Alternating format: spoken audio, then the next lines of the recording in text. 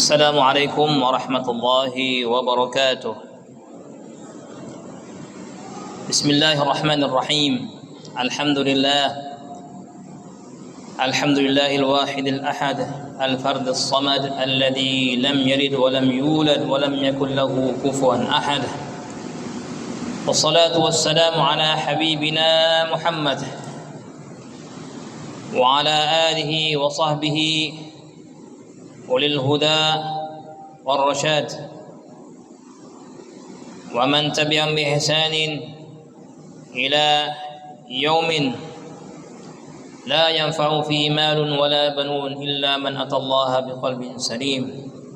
اللهم صل وسلم وبارك وكرم على سيدنا محمد ما اتصلت العيون بالنظر وتزخرفت الأرضون بالمطر وحج حاج واعتمر ولبى وحلق ونحر وطاف بالبيت العتيق وقبل الحجر وعلى آله وصحبه وسلم تسليما كثيرا أما بعد. Alhamdulillah, para orang tua kami, para sesepuh, para alim ulama, tokoh agama, tokoh masyarakat, pengurus masjid Jami' Mardatillah, hadirin dan hadirat yang dirahmati Allah Subhanahu wa taala. Alhamdulillah, segala puji dan syukur kita haturkan kehadirat Allah taala. Di malam yang mulia ini masih diberikan kesempatan untuk bersama-sama kita menghadiri suatu majlis ta'lim yang mana di dalamnya kita akan menimba ilmu dan mengenali lebih jauh salah satu daripada rukun Islam yang tidak kalah pentingnya, walaupun itu hanya setahun sekali ataupun seumur hidup sekali, tetapi dialah juga termasuk daripada rukun Islam yang wajib dilaksanakan oleh setiap muslim apabila memiliki kemampuan atas ibadah haji dan umrah. Mudah-mudahan majlis kita yang telah dibuka malam ini dengan bacaan ayat suci Al-Quran memberikan rahmat kepada kita yang hadir dan juga menjadikan ilmu yang akan kita pelajari bermanfaat bagi kita dunia akhirat. Amin ya rabbal alamin. Salawat serta salam semoga senantiasa tercurahkan kehariban baginda yang mulia Nabi besar Muhammad sallallahu alaihi wasallam, seafdal muallim, sebaik-baik yang memberikan tuntunan, sebaik-baik orang yang melaksanakan haji, seafdal orang yang bertawaf dan sa'i, seafdal orang yang berwukuf di Arafat, kemudian mabit di Muzdalifah dan Mina, seafdal lontaran yang diterima oleh Allah Nabi besar Muhammad sallallahu alaihi wasallam. Semoga selawat serta salam tercurahkan senantiasa kepada beliau, kepada keluarga dan kerabatnya, para sahabatnya, para tabi'in dan tabi'in ila yaumiddin wa alaina ma'hum wa fihim innahu arhamur rahimin wa innahu akramul akramin. Kami ucapkan terima kasih yang sebesar-besarnya kepada panitia pelaksana daripada daurah manasik haji dan umrah yang dilaksanakan pembukaannya insyaallah di malam hari yang mulia ini, yang akan terus berlanjut beberapa hari ke depan sebagaimana kita telah dengarkan tadi. Mudah-mudahan inisiatif tersebut menjadikan pahala bagi pelaksana dan panitia yang sama-sama telah bersusah payah untuk terlaksananya daurah kita ini, dan mudah-mudahan diberikan kelancaran oleh Allah Subhanahu wa taala sampai akhir daurahnya nanti. Amin ya rabbal alamin. Bapak ibu-ibu hadirin yang dirahmati Allah Subhanahu wa taala,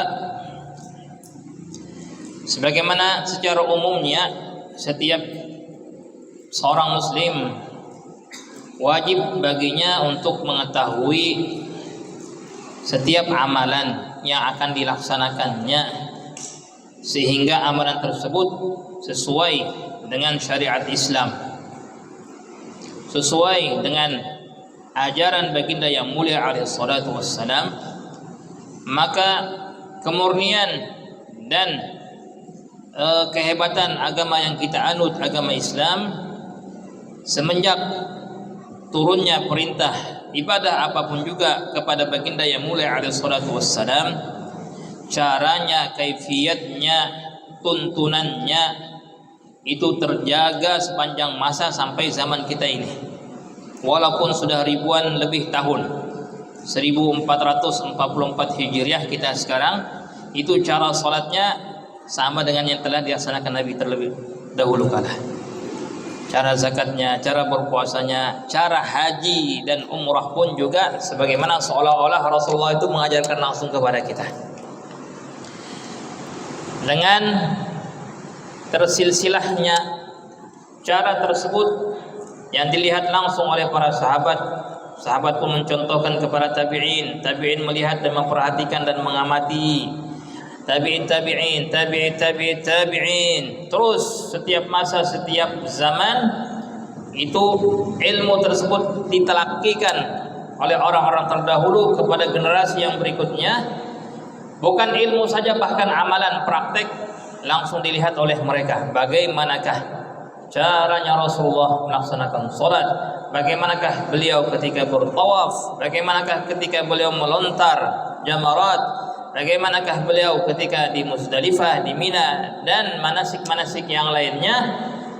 Jazakumullah khair, terima kasih banyak atas susah payahnya para alim ulama, para sahabat, para tabi'in yang telah menukilkan kepada kita ajaran Islam yang masih terjaga dengan murninya sampai di hari ini.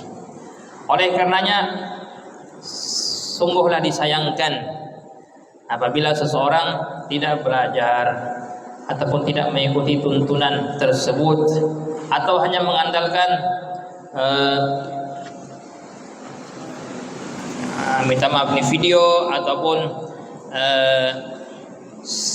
situs-situs lainnya, yang hal demikian kita tidak mengatakan tidak boleh ataupun tidak baik.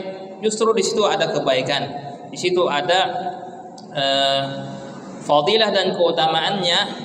Tetapi tak kala bertalaki ataupun belajar daripada cara-cara tersebut secara langsung, kemudian lagi menambahkan ilmu yang telah menjadi dasar dalam kehidupan kita, maka akan menjadilah bertambah wawasan yang kita miliki terhadap suatu ibadah tersebut.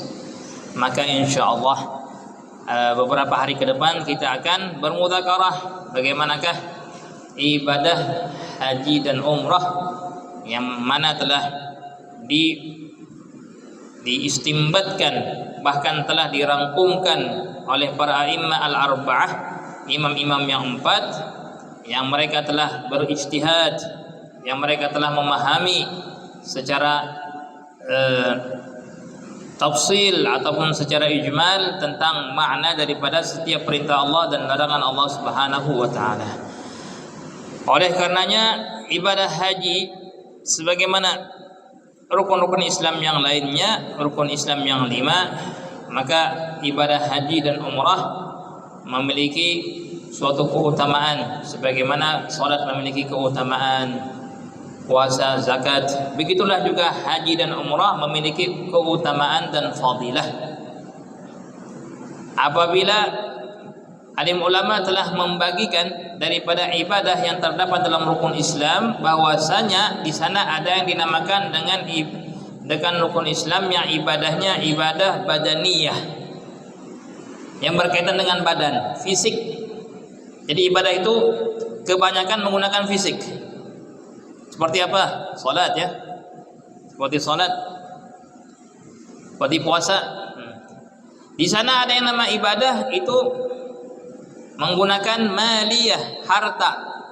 Seperti zakat, sedekah, ibadah, rukun Islam.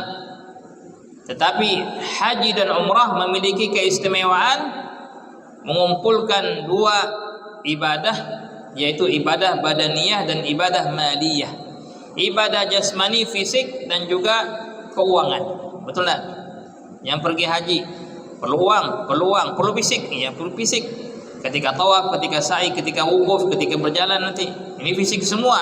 Ketika safar dari negerinya yang jauh, naik bis, naik pesawat, turun pesawat, transit, Ini menggunakan fisik. Maka walaupun jumhur ulama mengatakan dari 5 rukun Islam, 4 rukun Islam setelah 2 kalimat syahadat, yang paling afdal adalah salat. Seafdal rukun Islam menurut jumhur ulama adalah salat. Sebagaimana sabda Nabi alaihi salatu wasallam, as-salatu khairu mawdu', salat itu adalah sebaik-baik perkara. Tetapi sebagian ulama berpandangan bahwasanya haji itu dan umrah itu adalah rukun yang paling afdal. Dikarenakan apa? Karena haji dan umrah itu mencakup 2 ibadah, maliyah dan badaniyah, keuangan dan juga badan, fisik. Oleh karenanya haji adalah sesuatu yang mulia di dalam Islam, dan Islam sangat menekankan tentang ibadah haji tersebut. Maka fadilah dan keutamaan daripada berhaji kita akan menyimak bersama-sama. Bahwasanya di dalam Al-Quran sendiri Allah Ta'ala telah mewajibkan tentang haji tersebut dalam firman-Nya, walillahi 'alan nasi hijjul baiti man istata'a ilaihi sabila. Walillahi 'alan nas, Allah Ta'ala telah mewajibkan kepada sekian manusia. Walillahi 'alan nasil hijjul bait, mewajibkan ke atas mereka itu melaksanakan haji ke Baitullah. Man istata'a ilaihi sabila, siapa yang di antara mereka mampu untuk melaksanakan haji tersebut. Ini daripada firman Allah Subhanahu wa taala. Juga sebagaimana ayat yang telah kita dengarkan tadi, Allah berfirman, al-hajju asyhurum ma'lumat. Haji itu pada bulan-bulan yang tertentu saja. Nah, sebagaimana kita akan mempelajari tadi nantinya, bahwasanya ihram itu sah apabila diucapkan di bulan Syawal, Dzulqa'dah dan 10 hari Dzulhijjah, 10 hari pertamanya. Asyhurum ma'lumat, bulan-bulan tertentu saja. Faman farada fihinnal hajja fala rafatha wala fusuqa wala jidala fil hajj. Maka barang siapa yang dalam keadaan ihram, dalam keadaan melaksanakan haji, kata Allah, maka janganlah dia berkata-kata yang keji dan berbuat dosa. Fala rafatha wala fusuqa wala jidala fil hajj, jangan berdebat, jangan berselisih pendapat ketika berhaji. Ini diantara adab bagi orang yang akan melaksanakan ibadah haji dan umrah. Nah, kemudian dalam hadis Nabi SAW, Nabi bersabda, bunal Islamu ala khamsin. Islam itu dibangun atas 5 pilar yang kita kenal dengan rukun Islam. 2 kalimat syahadat, salat, zakat, puasa, dan melaksanakan haji Baitullah bagi siapa yang mampu untuk melaksanakannya. Ya. Kemudian juga diriwayatkan dalam Sahih Bukhari dan Muslim dari hadis Abu Hurairah, Nabi bersabda, man hajja falam yarfuth walam yafsuq raja'a min dunubihi kayawma wadathu ummuh. Barang siapa yang melaksanakan haji lalu dia tidak berkata keji dan tidak berkata dosa, niscaya ia akan pulang dari haji dan umrahnya sebagaimana dia bayi yang baru dilahirkan oleh ibunya. Bayi yang dilahirkan oleh ibunya. Jadi orang haji dan umrah itu bukan sepele fadilah dan keutamaannya. Kalau dia betul-betul melaksanakan haji, setelah dia mempelajari ini yang wajib, ini yang tidak boleh, ini yang harus, apabila dikerjakan akan mewajibkan dam, membayar dam dan sebagainya, maka dia akan kembali ke rumahnya, ke kampungnya sebagaimana bayi yang baru dilahirkan. Subhanallah. Inilah keutamaan orang yang melaksanakan ibadah haji. Bahkan bagi orang yang melaksanakan haji itu seluruh dosa besar dan kecilnya diampunkan Allah Ta'ala.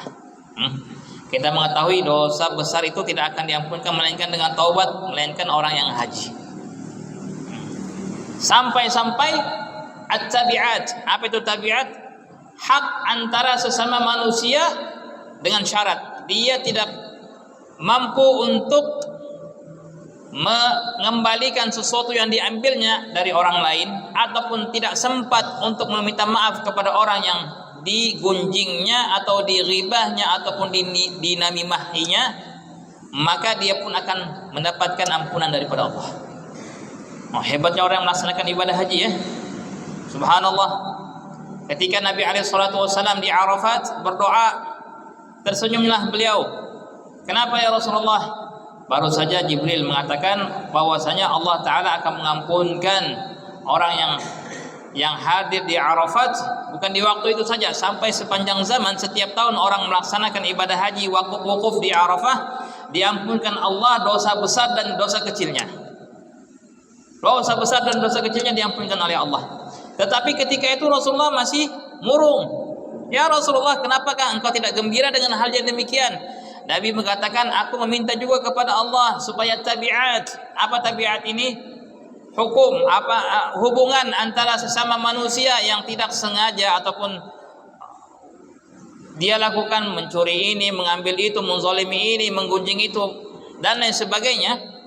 Aku pun memohon kepada Allah, tapi belum diterima oleh Allah. Sampai beliau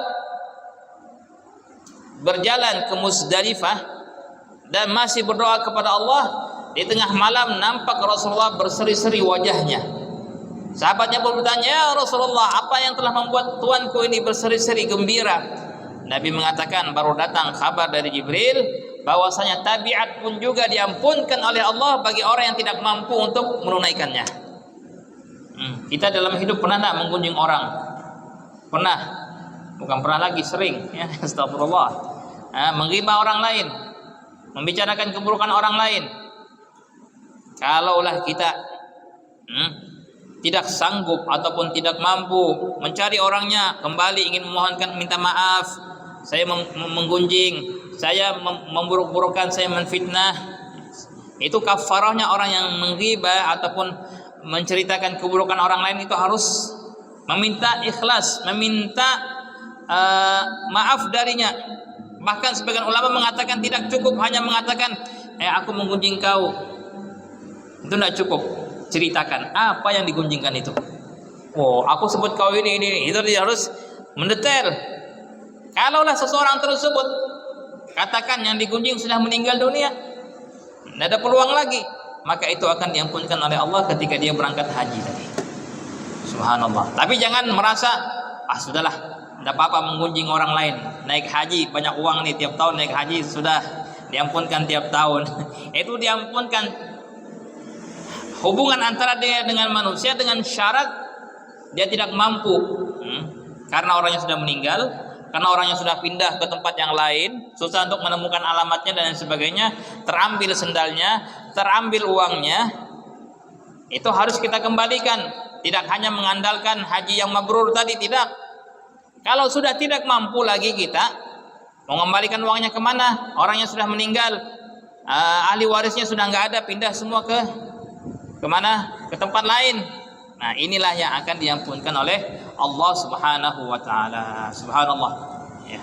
Kemudian Nabi alaihi salatu wasallam bersabda, Allahu akbar, dalam hadis Bukhari dan Muslim dari Abu Hurairah radhiyallahu anhu, Nabi bersabda, al-umratu ila al-umrah kafaratun lima bainahuma. Umrah ke umrah merupakan kafarah dosa di antara keduanya. Wal hajjul mabrur laisa lahu jazaa'un illa al-jannah. Dan haji yang mabrur tidaklah balasan yang setimpal ataupun layak baginya melainkan surganya Allah. Haji yang mabrur otomatis akan masuk ke dalam surga. Tanda tanyanya di sini, apakah haji mabrur itu? Apakah haji yang mabrur? Alim ulama mengatakan kategori haji mabrur itu yang memenuhi 3 syarat baru dikatakan hajinya mabrur. Apa haji mabrur itu? Yang pertama, melaksanakan tata cara haji dengan sempurna, baik itu yang fardunya, hal-hal yang dilarang dia tinggalkan, sempurna daripada pekerjaan hajinya. Ini syarat yang pertama. Kaifiyat tata cara haji dilaksanakan dengan sempurna. Yang kedua, tidak melakukan dosa ketika berhaji, seperti melakukan hal yang fasik, dosa, baik itu mulutnya, pandangannya dan lain sebagainya. Walaupun tata caranya betul semua sempurna, tapi kalau dia berbuat dosa ketika melaksanakan haji, maka hajinya belum mabrur. Dan syarat yang ketiga haji mabrur adalah harta yang digunakan harta yang halal. Harta yang halal, sempurna hajinya, tidak berbuat dosa ketika melaksanakan haji, manasik di sana, tetapi minta maaf, hartanya dari yang haram, maka hajinya belum haji yang mabrur. Wujudkan haji yang mabrur dengan 3 syarat tersebut. Belajar manasik haji dengan baiknya, kemudian jaga diri dari hal-hal yang merusakkan atau mengurangkan pahala ketika haji, yaitu dosa dan lain sebagainya. Dan yang ketiga, halalkanlah, murnikanlah harta yang kita gunakan untuk melaksanakan ibadah haji. Insyaallah inilah haji yang mabrur, yang tidaklah layak balasan yang diberikan oleh Allah melainkan surga. 6. Dalam riwayat Bazzar Nabi bersabda, Al-hajj yashfa'u fi 400 ahli bait. Orang yang berhaji dapat memberikan syafaat kepada 400 orang keluarga. 400 ahli keluarganya. 6. Wa yakhruj min durumi kayama waladathu ummuh, dan dia akan keluar dari hajinya sebagaimana dia dilahirkan oleh ibunya tanpa dosa. Hadis yang diriwayatkan oleh Imam Baihaqi, bahwasanya dari Abdullah bin Umar radhiyallahu anhu, beliau berkata, aku mendengar Nabi SAW bersabda, ma yarfa'u ibrul haji rijlan wa la yada'u yadan illa kataballahu lahu biha hasanah aw maha anhu sayya aw rafa'anhu biha darajah. Tidaklah seseorang yang menunggang onta, mengangkat satu kaki onta tersebut, kemudian mengangkat yang berikutnya, melainkan setiap langkahan daripada ontanya tersebut, satu langkah mengangkatkan derajatnya, satu langkah akan menghapuskan dosanya, satu langkah akan mendapatkan pahala hasanah di sisi Allah Ta'ala. Alim ulama kita mengatakan itu zaman dulu kalau naik onta, naik himar, naik keledai. Bagaimanakah kalau naik mobil? Wah, kalau naik pesawat tidak tahu lagi menghitungnya pakai apa sudah. Hitung aja sendiri sudah berapa pahalanya. Ini janji daripada Nabi sallallahu alaihi wasallam. Allahu akbar. Dalam riwayat Bazzar Nabi bersabda, al-hujjaj wal ummar wafdullah azza wajalla. Masyaallah. Para jemaah haji, para jemaah umrah, mereka adalah tamunya Allah. Masya Allah. Orang yang berangkat haji, Anda adalah tamunya Allah Ta'ala. Yang pergi umrah, Anda adalah tamunya Allah Subhanahu wa Ta'ala. Da'ahum fa'ajabuh. Allah memanggil mereka, mereka datang menyambut sahutan Allah. Was'aluhu fa'atahum, dan mereka memohon apapun di sana diterima Allah Subhanahu wa Ta'ala. Nah, bahkan dalam riwayat Imam Hakim, dalam hadis Abu Hurairah, Nabi bersabda, Allahumma ighfir lil hajj wa liman yastaghfiru lahul hajj. Ya Allah, ampunkanlah orang yang melaksanakan haji, dan ampunkanlah orang yang didoakan ampun oleh orang yang berhaji. Sehingganya kalau orang terdahulu, kalau orang sudah berangkat haji, kalau mau pulang itu ditunggu di kampung. Kenapa orang berlomba-lomba untuk meminta istighfarnya dia? Karena Nabi telah bersabda, ya Allah, ampunkanlah orang yang berhaji dan orang yang dimintakan ampun oleh orang yang berhaji. Ini sunnah. Dalam beberapa riwayat alim ulama mengatakan bukan sekali saja, bahkan sebagian mereka yang mengatakan itu akan berlaku sampai bulan Rabiul Awal, 3 bulan. Muharram, Safar, Rabiul Awal. Setiap ketemu orang yang baru haji tahun ini, minta doa, ampunkan saya, minta maghfirah, akan diampunkan oleh Allah. Sehingga masih berlaku ini di negara-negara Timur Tengah sana, seperti tempat kita di Hadramaut. Itu kalau orang haji datang naik bis, itu hampir satu kampung itu seperti Berau ini menyambut. Kenapa? Supaya lebih mudah, dikasih mikrofon. Setiap yang haji 50 orang haji, 1 orang dikasih mikrofon di tengah lapangan, mohon doa dan memohonkan ampunan untuk orang 1 tarim semuanya. Jadi tidak repot-repot lagi datang satu-satu. Habis nanti oleh-oleh. belum lagi zam-zamnya, belum lagi kacangnya, belum lagi kormanya. Jadi sekaligus seperti itu. Oh, di tengah lapang akan disambut, dikasih mikrofon seorang satu-satu. Ampunkan seluruh orang yang hadir di sini, keluarga mereka, karena ini sunnah Nabi sallallahu alaihi wasallam.